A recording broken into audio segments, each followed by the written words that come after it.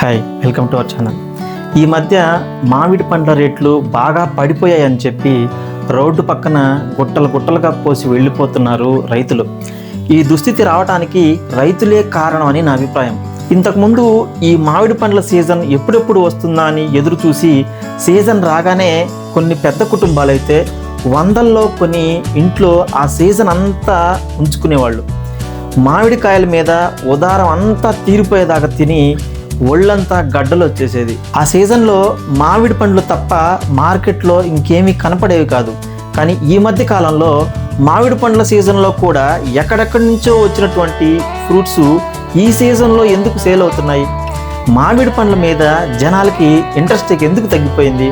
మంచి పక్వానికి వచ్చిన కాయలు త్వరగా పండిపోయి మెత్తపడిపోతాయని, పచ్చికాయలైతే ఎక్కువ రోజులు నిల్వ ఉంటాయని చెప్పి పక్వానికి రాకుండానే ఎక్కువ మొత్తంలో ఒకేసారి టన్నుల్లో అమ్ముకోవడానికి అలవాటు పడి ఎచ్చి పచ్చి కాయలను కోసుకొచ్చి గవర్నమెంట్ బ్యాన్ చేసిన కాల్షియం కార్బేట్తో రంగు తెప్పించి మార్కెట్లోకి తీసుకొస్తారు. సరేలేని ఆశగా కొనుక్కొని ఇంటికి ఎత్తుకుపోతే లోపలేమో తెల్లగా ఉండే, తినబోతేమో పొల్లగా ఉండే.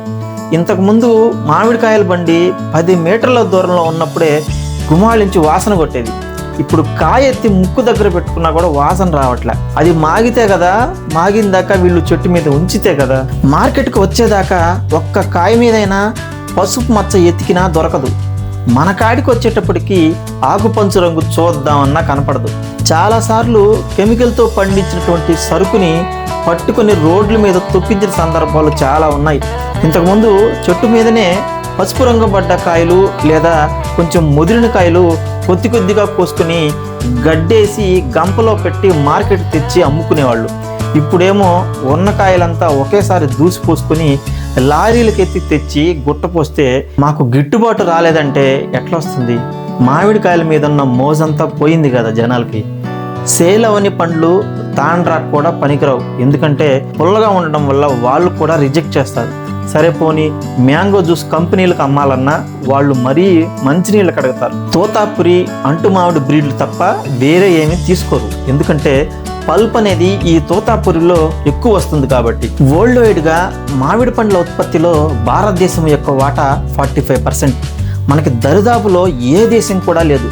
కానీ దీన్ని ఎక్స్పోర్ట్ చేయడంలో మన వాటా 0.5% మాత్రమే. చెర్రీసు, బెర్రీసు, బ్లూబెర్రీసు, ఇంపోర్టెడ్ ఫ్రూట్స్ అని ఎంత రేట్లు పెట్టుకుంటున్నారు. అసలు ఆ ఫ్రూట్స్ టేస్ట్ ఉండవు, పాడుండవు. వీటికన్నా మన దెబ్బల్లో దొరికే బుడ్డబుడసకాయలు, కాశీకాయలు కొంచెం టేస్ట్ బెటర్గా ఉంటాయి. వాళ్ళు మార్కెట్ చేసుకోగలుగుతున్నారు, మనం చేసుకోలేకపోతున్నాం. అంతేకాకుండా మన దేశంలో రైతులు విపరీతంగా వాడే పురుగు మందులు, ఆధునిక వ్యవసాయం మీద అవగాహన లేకపోవడం మనం పండించే మామిడికి మార్కెట్ లేకుండా పోతుంది. మన జాతీయ ఫలం మామిడి పండు. బెంగాల్, బర్మా, ఒరిస్సా ఏరియాలలో 300 లేదా 400 సంవత్సరాలు పైగా ఉన్నటువంటి చెట్లు ఇప్పటికీ చాలా ఉన్నాయి. ఇక్కడి నుంచి మొక్కలు ఎత్తుకుపోయి సాగు చేసినటువంటి మెక్సికో, బ్రెజిల్, నెదర్లాండ్స్, పెరు దేశాలు ప్రపంచం మొత్తానికి ఎక్స్పోర్ట్ చేస్తున్నాయి. మనం మాత్రం గుట్టలు గుట్టలుగా తెచ్చి రోడ్లు పక్కన పోసి పోవాల్సి వస్తుంది.